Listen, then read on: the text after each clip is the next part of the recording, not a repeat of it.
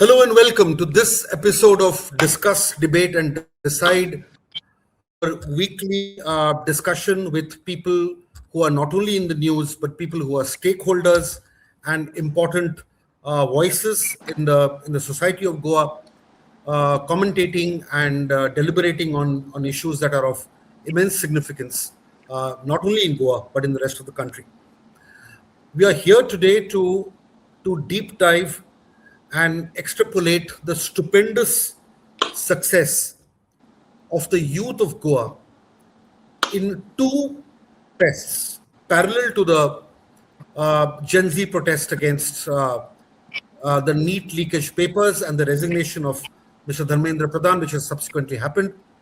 Now, these discussions, or these agitations, as it were, these protest movements happened during that period, and started off with a candlelit march from Miramar to Azad Maidan, and then there was another very successful meeting in Mapusa, which actually kind of showed that this was a spontaneous outpouring of disgruntled youth who refused to be bogged down by labels and political attachments and take this fight for their future in their own hands in a manner that has not been seen in Goa for a very long time. And that is the beauty of what happened. While we celebrate that, the impact of this and the significance of this is something that is important. Now, before I introduce the panelists, I'd just like to quote from an article written by a very well-known journalist called Mitali Saran in her Substack blog, which sums up this generation very beautifully. And I'm taking the liberty of quoting. And she writes, Gen Z seems to have less interest in telling right from left and less trouble telling right from wrong. And they have naturally assumed their constitutional rights. The cockroach movement was born and nourished amongst a generation whose digital sensibility, language, and content skills are leagues ahead of everyone else, including the BJP cell. And that is important. And also, while all this happened, I think the same things work, the same attributes can be given to the Goan Gen Z, who actually did a fantastic work. Before again I introduce the panelists, I would just like to flag one more thing, that protest movements and student movements are not unknown to Goa and Goans, because one should understand that the history of Goan student movements is very important, and the emergence of this digitally confident generation that may not identify neatly with either left or right is a new phenomenon. But one must also understand that in 78-79, Goa witnessed a magnificent half-ticket agitation. It spread from Perne to Kankon. It survived police detention. It survived lathi charges, tear gas, and forced the Sashikala Kakot government to grant a blanket 50% student bus concession. And that victory rally was held in Panjim also in January 79, January 12th, if I'm not mistaken. Now, this is there in the blood of Goa. And this new generation has, without unknowingly perhaps, brought back the same memories.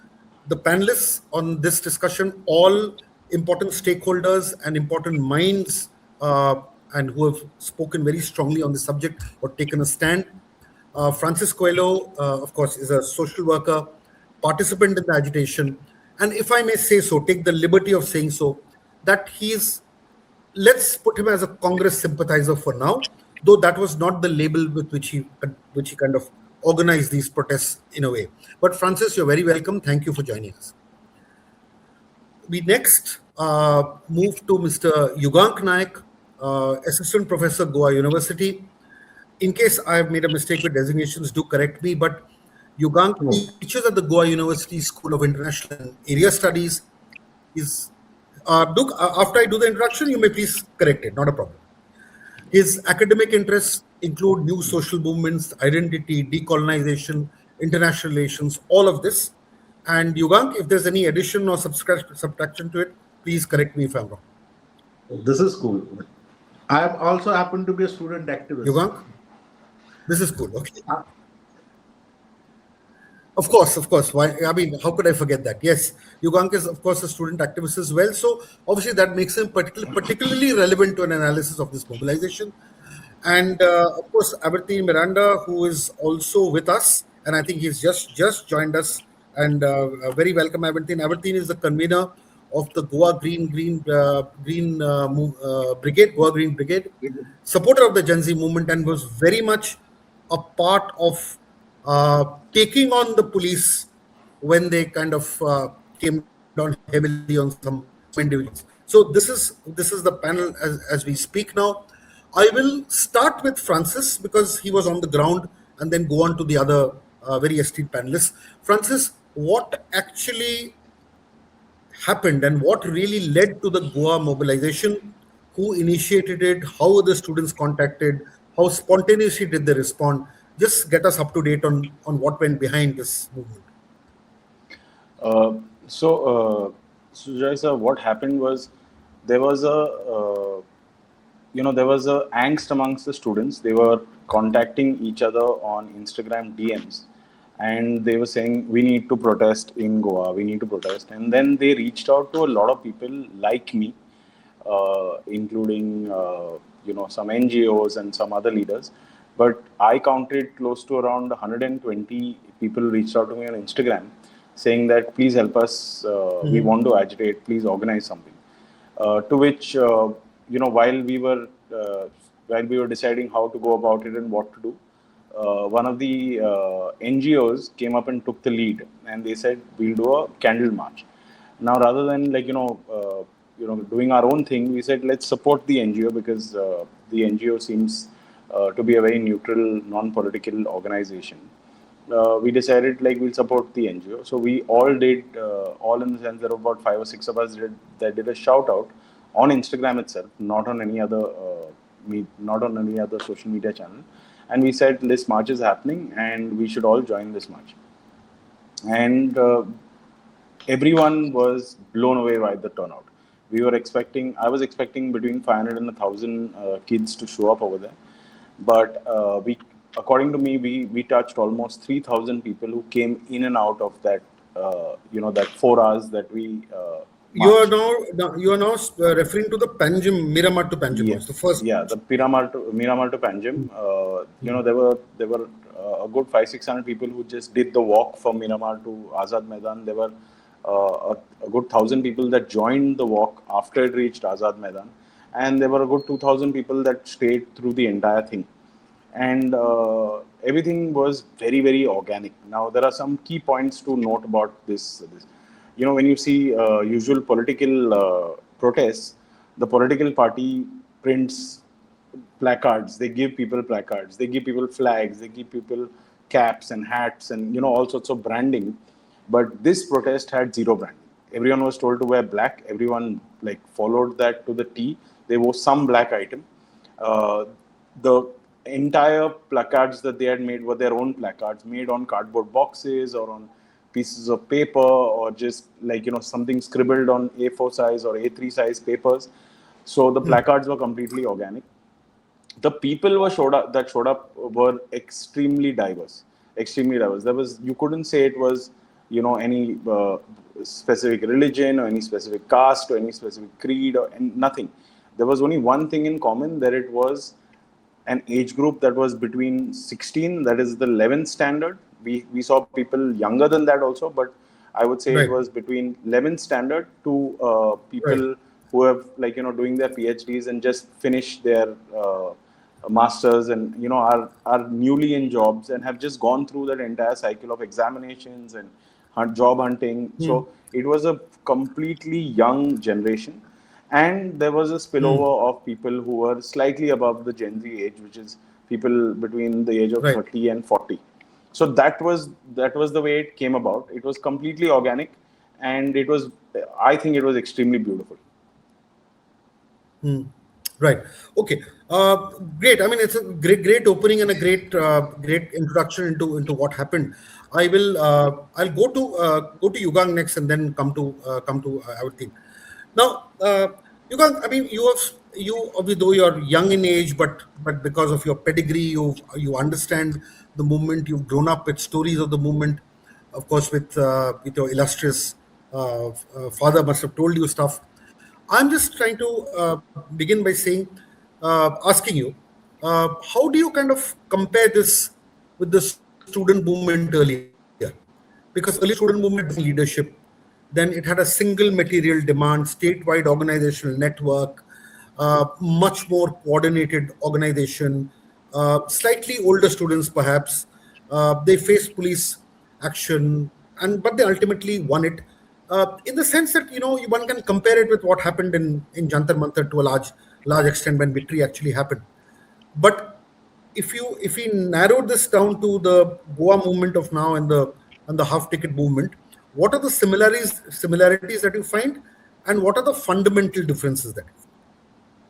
Well, if you ask me, if you take, if you refer to student movements, the erstwhile student movements, there is no reference point for this kind of an agitation or this kind of a mobilization contextually. Is because this entire agitation, or what you call as a movement now, because there's a difference between movement and agitation. Agitations do happen, but very few agitations turn into a sort of a movement. So now this has changed. You can very well and clearly say that this agitation has changed from a trend to a movement now. So basically, this agitation didn't had any sort of a face, or it had an or it didn't had or it had any kind of a command structure. The closest reference that what you can take is a 2005 2006. The Occupy movements happened in United States, and then it spread to France with an LO West project or LO West protest, or in Hong Kong umbrella protest, and it also had an effect in India as far as India against corruption is concerned. But that was in early days of this, what you call as a democratization of internet. Okay, the popularity of internet, because that was a Right. Facebook generation. Okay.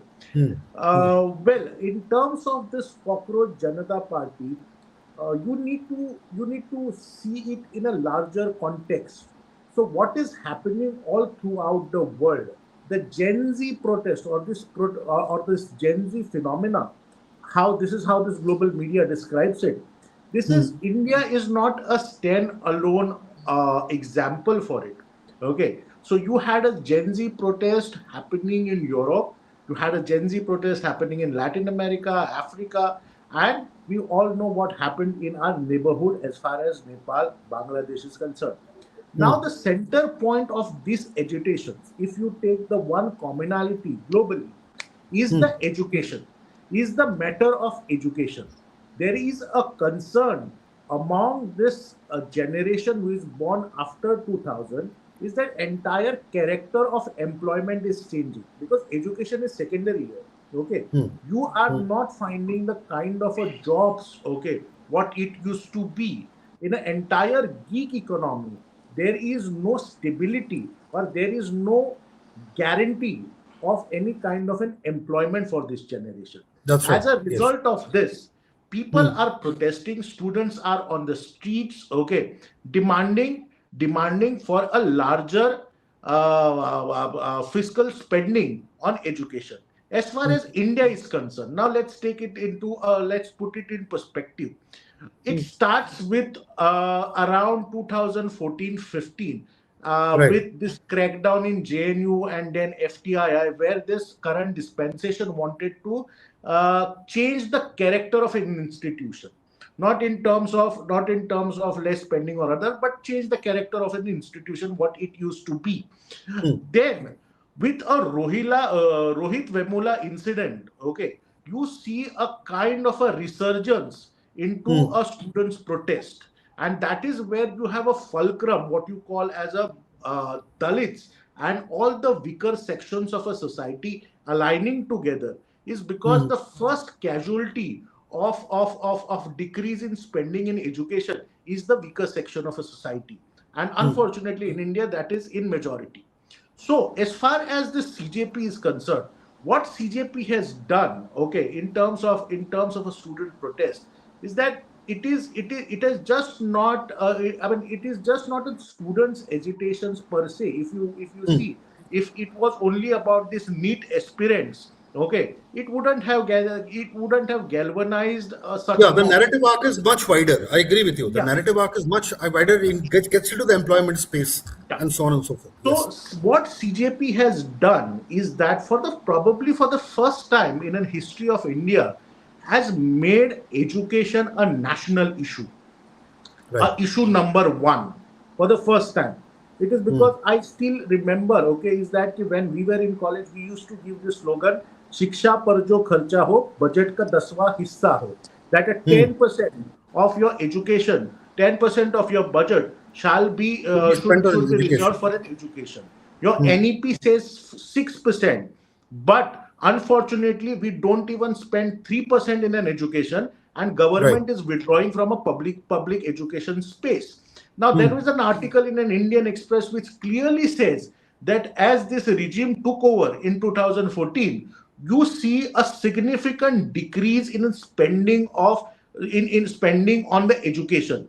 Now, Right. this is a result of that, is where Okay. your employment, the character of employment is changing. It is becoming an ad hoc because of a gig economy. And on the other hand, you are decreasing the education spending and giving the private players a free hand today. Like, for example, And in and Goa. just to put it in context, yeah, I was about to say that this is relevant to Goa as much as it's relevant to other states and the center. Absolutely. It's Hmm. because if you take in a Goa, the question of higher education is much serious. Is because Hmm. you have such a small state like Goa, but you have vehemently giving the permissions for a private university to come in. Now, if you are allowing a private university should be credible enough to come and operate in Goa. If there was an Ivy League university coming in Goa, it would have One been would an understand. excellence. Like BITS came in Goa, it contributed something to the state. But you have some dubious universities coming to Goa, and they just want to occupy a space, leverage Goa's location, and this has been. But the point is that the attention given to a higher education, because higher education, if you take historically, okay, has always been a kind of a non-essential entity, is because also Right. because of a priority lies into a primary and a higher secondary, primary and a school education, okay. Young Higher Bab, I'll have secondary. to, yeah, if you can just sum up in the next 10 seconds, I'll come back to you. I just want to bring Avarti. Yeah. So I just want to sum up with this, is that CJP has opened a new chapter, or thrown a bait, or thrown a ball in an existing political structure, that what would be their attitude towards the public education. Right, right. Great. We'll come back to you, Avartin Bab. Sorry, Yogang Bab. Avartin, you have been involved in environmental struggles and you've challenged government decisions and you fought on the ground. Did you see the Panjim and Mapusa student protests as an isolated reaction to NEET or the expression of Goa's larger tradition of resistance with what happened in the past and what's happening now? Do you see this as a larger movement rather than just as a student movement? Yeah, it is larger because uh, when we had an agitation for half ticket in 1979, Yes. although we didn't have the social media, internet, WhatsApp, Hmm. so the communication was a little difficult. But we were very strongly united and we were well organized, I must say, Hmm. to Hmm. enable today all the students in Goa, they get the benefit of half ticket. We Hmm. had to go to jail, in and out of jail. It was a very intense fight with the government when Hmm. Shashikala Kakodkar was ruling Goa. You were part of the It was movement, right? intense for Goa. Pardon? You were part of the movement, right? Yes, I was part of the movement. Yes, yes. Hmm. Right. I was in school, but I was part. It was part Hmm. of the Hmm. All Goa Students Union, which organized the movement, the Correct. agitation against for half ticket. Hmm. So we used to go to college, Panjim, Hmm. Margam, Vasco, Ponda, Hmm. ITIs, Farmagodi, Engineering Hmm. College. So all these colleges were involved in it, and it was a very strong movement, and we were even described as a de facto opposition at that time. Right. Absolutely. Now, compared to what you've seen then, of course, it was a statewide agitation. My question to you was basically that: do you see this, these two protests that happen in Panjim and Mapusa, as just one-off isolated ones, or do you see that the anger of the students is going to continue, and as Yuvang said, it will spread into a larger statewide movement where students generally upset with the state of the education system will be the wind behind this movement rather and take it beyond just Panjim and Mapusa? I think the anger was building up for a long time. What triggered was what happened in Delhi, Jantar Mantar, the crackdown, the brutal attack on the students. That, I think, triggered all the students and youth to come out in large numbers. That was like a sympathy trigger, because we don't see such a spark trigger which we have not seen in other agitations. This was a massive one. Yeah, so this was an emotional trigger, and that's what I feel, and that made the students come out in such large numbers. Because nobody thought that so many students will come out and youth will come out, and join the protest. And carry on, please. Yeah, so that manifested basically the anger. Growing anger is like a boiling kettle which burst into seams, and What is the authorities were forced to compel to concede and give the demands to the students. What is very interesting, Francis, is that normally what happens is in Goa, of course, there are these one or two protests here, but the biggest complaint that people have is that in every agitation, you have the average age is 65 plus, and you have seniors coming in, people who are, either retired. The age group of activists against all other major causes, whether it's land or environment, is very high. Senior citizens. And obviously, there is some kind of. It's very refreshing to see that the average age of this group would be below 30 or even below 25, for that matter. Now, the point here is what is interesting, and what's your take on the fact that very often Goan parents stop their children from going because many of them are government employees, many of them have affiliations, many of them have political interests or their beneficiaries. Now, so which is why, if you can put that into context, because many of these kids would have had parents who would have not otherwise allowed them to do. Do you feel that, like in Jantar Mantar, they broke free from the shackles and came, or were they basically children of people whose families are fundamentally against maybe the BJP? For that reason. No, they have broken shackles and come. So actually, Sujoy, that's the biggest political story over here. It's not, people are boiling this down to and talking about the rise of the CJP, for example. But this is not about the rise of the CJP. It's about the generation, the Gen Z, as we call them, that has discovered its political voice. Okay, like Yukang said, and I completely agree with him. These Gen Zs have discovered their political voice in Latin America. They've discovered it in Europe, and they've discovered it in our neighborhood in Nepal and Bangladesh. And in India, they have finally discovered their political voice. That is the biggest story coming out of this entire agitation. See, for years, the BJP was dominating this digital narrative. They were like relentless. And, they claim to have been connected with young Indians, old Indians, everybody. And they thought that the digital narrative is with them. But today's youth, they are very different. They don't care about the ideological loyalties that their parents have. They have zero loyalty to any of these political brands that have been built, whether it's the Congress, which has a huge political brand, or the BJP. They don't have any loyalty. That is correct. They have zero loyalty. That's true. Yeah. And they reward and they look at either your performance, they look at your authenticity. They are always looking out for how authentic are you. And they have discovered this word called accountability, and they are harping on it like nobody's business. So the CJP's success, is just like, it's a warning. I don't think anybody can take this Gen Z for granted the BJP can't take them for granted. The Congress can't take them for granted. Nobody can. There is one of the most viral posts on Instagram is सरकार BJP की हो या कांग्रेस की हो या आपकी सरकार हो या आपके बाप की सरकार हो, accountability हम मांगेंगे, and at the end of the day you guys are there in service, so please remember that this line of sarkar aapki ho ya aapke baap ki ho, this is resonating with this youth, and they are making slogans around this. So what, and there are that no tells you filters. is They are that direct. There are no filters. there are no holding back. filters. Yeah, they they don't hold. There's no holds bars.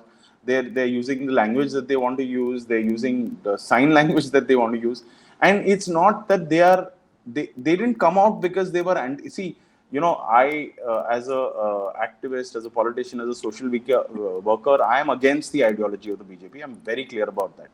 These guys don't come out and say that. They don't come out and say that we are against that ideology and we are against the BJP. They are clearly anti-establishment. Tomorrow, if the opposition says that, if the opposition says something wrong or does something wrong while they are in opposition, they will not think twice before pointing and pulling them up for what they're saying. So they don't inherit any of their loyalties from their family. They are consuming this entire politics through Instagram, which is the biggest thing that most people are not understanding. Instagram is short form video, and Instagram is instant. You tell your point in a matter of 30 seconds, 60 seconds, you make your point, and once you made your point, you are expecting a response from somebody on that point. So they are very, very this. Another thing that I have seen with this generation is they don't care about the hierarchy. They don't care about the hierarchy. They don't say that, okay, because that was very evident in the manner in which the Prime Minister was addressed and the stuff. It was very evident. They don't care about the hierarchy. They will not say that, because Abertino has been through a student movement, we will listen to him, or because Francis has done multiple agitations, and because Yugang and gang have got more experience than us, we will listen to them. They look at how authentic is Francis. They look at how accountable he is. They look at how real he is, and they they make up their mind. And there's no herd mentality. Enough of people will bash me online to say that we like what you're saying, and enough of people will bash me online to say we don't agree with it. So they are making up their decisions based on the content that they are giving, and their transparency is the biggest thing, and that transparency translates into accountability. So that is the biggest awakening that has happened, and that awakening is here to stay. The generation after them, today I was going through Instagram, and I saw that there are a bunch of kids who are Gen Alpha, who are agitating in their school about not having proper toilet facilities, no proper drinking water, and the electricity going off regularly, and it's very hot in school. So this is translating to that generation. They're not going to be voters very soon, but it is here to stay basically, and it is not changing anytime soon. Coming back to Yugang, if I may. See, I feel that this where the BJP or even the Congress would have, if they had been in power, missed a trick or two, is because they don't see the government as a Congress government or left government and so on and so forth, or they don't see the opposition as anti-BJP. And the issue that even this whole tukre narrative doesn't is like water off a duck's back as far as these kids are concerned, because they don't have that baggage, and they either do not know or do not care about traditional or ideological boundaries. Now, are we witnessing a generation that is, as described by Francis a little while ago, which just does not care about labels? And this is what is actually upsetting or taken the entire BJP game plan totally off track, because they're not used to this syllabus, or they didn't expect this coming. Would you agree with that, Yugang? Well, I mean, partly I would agree is that, yes, this generations is without a label. But if you ask me if this agitation was not political, I would disagree with that. This is a deeply political agitation.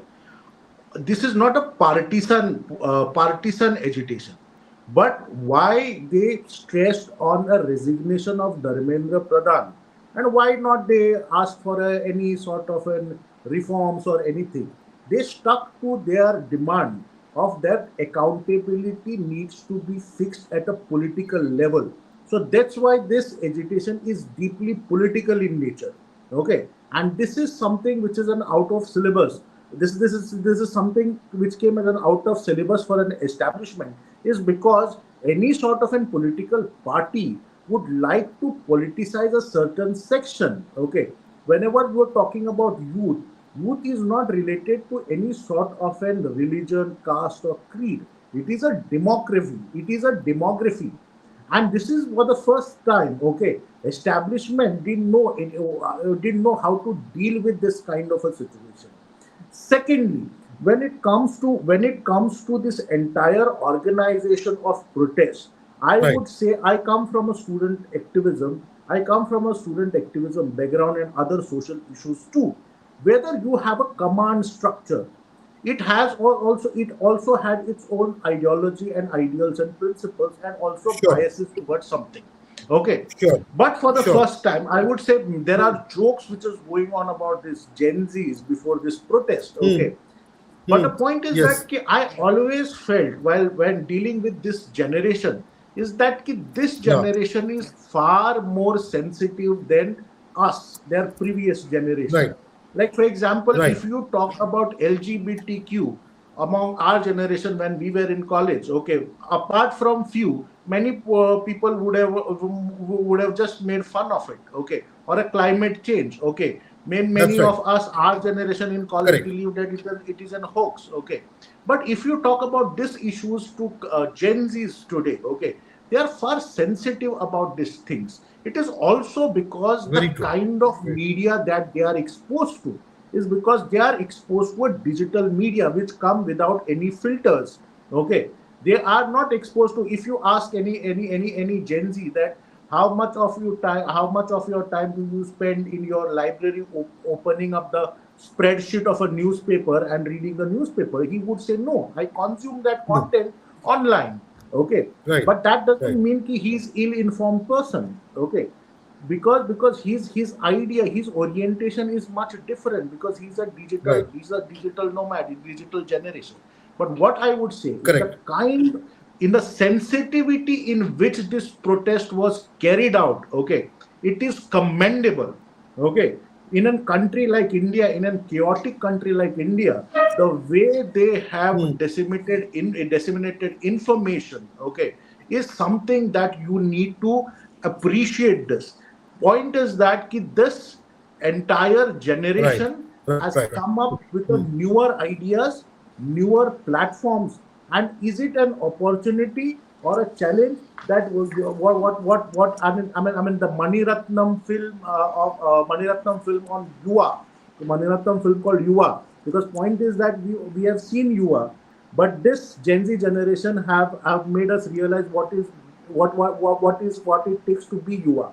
It says कि ये नए समाज की Right. एक चुनौती है या एक समस्या. Okay, so this is what we need to take. Right. Is this an Right. opportunity or is it a challenge? Fantastic. Francis, let's address this whole question of politically motivated. Then one minister coming in saying Tukre gang is involved. Some people's chief minister saying no, NEET was very well conducted. Of course, as Yugang said, there is the movement itself is primarily political, may not be from the political party sense, but from the word polity. It's all about people. Politics is all about people. Issues are all about people. So polity doesn't need to have a political party, but though parties got involved as all opposition parties do, and even the Congress did. The point here is that where did the BJP miss a trick or two, and did they think that by just saying that it's politically motivated and then the Tukre gang is in operation, did they kind of stick to an old template and did that backfire completely? Yeah, see, the BJP basically wasn't expecting this. Completely wasn't expecting this. This is a generational shift that has occurred, according to me, and they weren't prepared to it. I think they were resting on the laurels, or they were resting on the fact that their brand, Modi brand BJP, is so strong that they thought what harm can happen to that, and they were Right. basically in a zone where they were saying this political legacy will be passed down, and that's how it generally was, right? If you like, that's how it was with my family.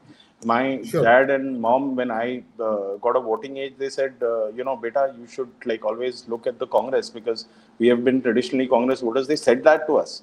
This generation is not listening to that, and even if it's being said to them, so they are not inheriting votes, they are evaluating for themselves. So political loyalty, I said, has been completely replaced by political performance. And I don't think the next election will be won by the amount of noise a party can make, because the BJP makes a lot of noise, right? And they have got the money to make the maximum amount of noise. They can buy media space. Their media buying is just phenomenal, right? I come from a marketing and advertising background, so I know what kind of media buying they do. But that media buying is going to have zero effect on these people, because it's not about the amount of noise that you make and it'll change them. It's about the conversations that you have. What are you speaking about? Their biggest conversation that they are saying is, it's something that I was saying all the time. The government is like Vodafone. They are a service provider. You don't fall in love with Vodafone. You don't get emotional about Vodafone, right? At the end of the day, they provide a service. If your phone doesn't work and you don't have network, you will swear at Vodafone and say, "Our Vodafone is, crap." You will move to Airtel. If Airtel does that, you will move to Jio or whatever other service provider. So they are looking at it as a very transactional thing, that government is a service provider, and there's nothing that you can do about it. So this new generation is like, you can't ask them for vote because of your lineage and your political history and what you did, and how many wars you won, or how many temples you built, or how many people you killed, or what you did. They are going to say, boss, tell me about what are you doing right now. Tell me about how you have changed things to impact my life.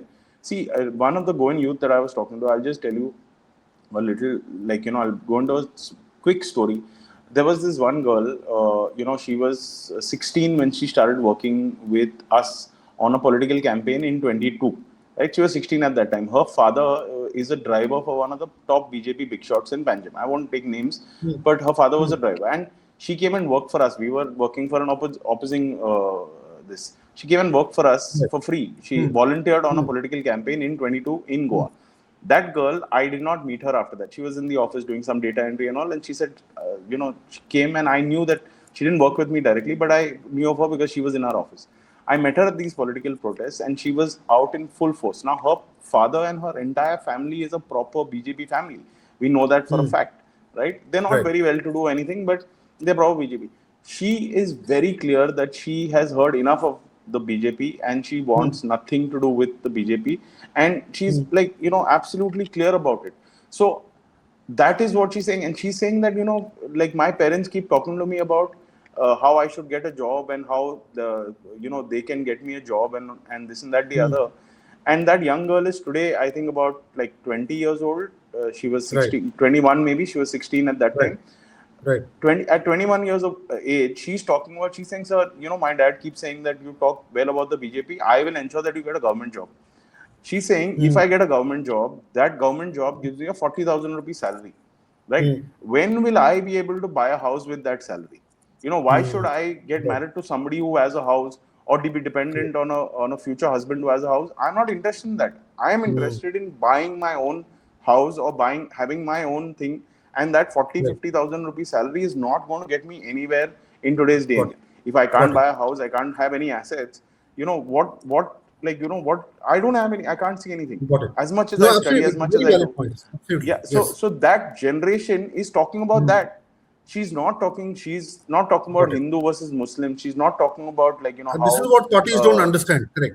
I agree. Exactly. Yeah. And like noise, I'm sorry to say this, but none of the parties are understanding it. They're still trying to talk about they're still trying to talk about how kaun khatre mein hai, kaun khatre mein nahi hai, who's national, who's anti-national. They are boss, that forget is about this conversation. They have missed out completely. They're saying, forget about this conversation. Desperately. I'm not even interested in debating whether I'm national or anti-national. I am born in this country, and that is a moot point.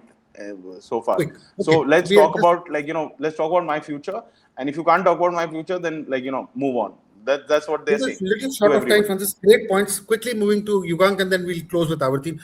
Because now the thing is, okay, the students have done what they've done. Let us look at the academic community because we're talking about education. You are a very intrinsic part of the community.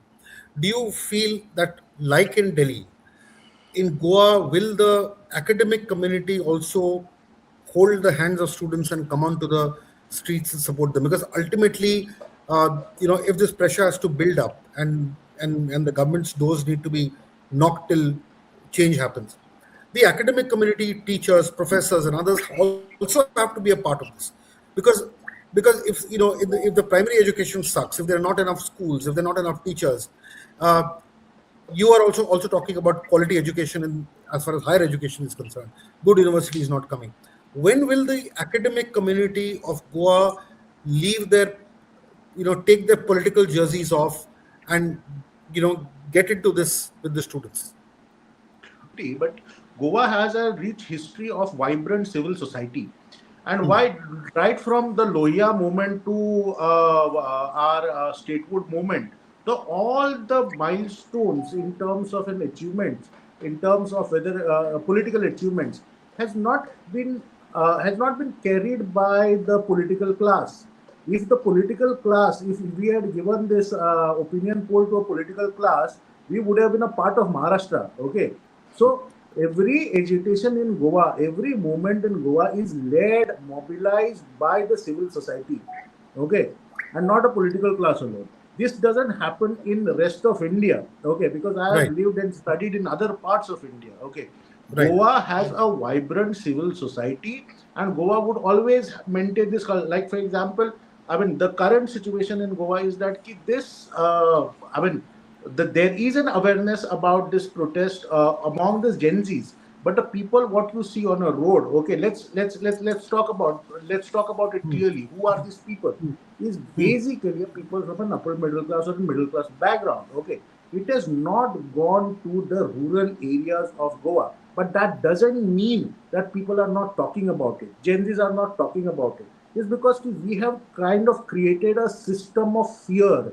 Is that the person without any social capital, okay, would not dare to come out on a certain Right. issue, and the kind of witch hunting which is going on. Okay, but that doesn't mean that they are not talking about it. They are in conversations. Okay, but the point is that as far as Goa is concerned, I would see, okay, is that the intellectual community and the civil society, right? For like for example, who has kept alive the agitations in Goa right now? Is because you have a double engine, triple engine government, okay, but still activists are protesting about it, or Protesting, yes. protesting on it. So I would see that if this takes up a wider issue, and again, what I see is that in CJP is the next step of a CJP in terms of a movement, you would see a more localization of a protest. So that is Got it. what has happened in Bihar in particular. Okay, Got it. that it Absolutely. has Near taken model up the group. local issues, and you would see that this kind of things happening in Goa too. Right. Before we end, Abitin Bab, if you're there, just one final quick question. I, if you're there, yeah. The question that I wanted to ask you before we conclude is that, look, a lot of these kind of protests are fraught with different kinds of dangers, because there are attacks by the Khaki forces. There are, at Delhi witnessed lathi charges. Things happen. I'm essentially saying is that, how do the youth, and what you witnessed in Mapsa, what you witnessed in Panjim, how do the youth manage to kind of free themselves from that fear? Do you feel that these agitations have also kind of given them that freedom from fear? I know this is the Indian Express tagline, freedom from fear. Has See, the freedom from fear actually happened with the younger generation in Goa? after seeing the daily protest and the violence unleashed by the police on the students, I think the students in Goa were well prepared. Although we did not face any violence here, unlike in the past, in 1979, when we student agitation, there was a lot of violence, Right, lathi absolutely, yes. charge, stone throwing, tear gas firing. Even during Even the the language cops used to agitation throw also. stones. Yes, yes. So there is no fear. The students who I met, they stood there, whole night, almost a whole night there protesting, asking the release of those who were arrested. This You know, is they in were Mapusa, detained. you said. There were two people who were detained there, Right. and the students, the youth, they remained there near the gate of the police headquarters, asking his release, Right. and they were Right. released by 1 a.m. Right. Right. Right. So I don't think there is fear, although there is some people, some segment of the people who were in fear because they never faced this kind of situation. You Correct. know, when suddenly BJP people came and said, some people came and said that these are anti-national, these are Right. terrorists, because one person in the crowd carried a placard, free one person, you know, Umar Khalid, free Umar Khalid. He put some poster, although it was completely off topic. That program was to celebrate the victory.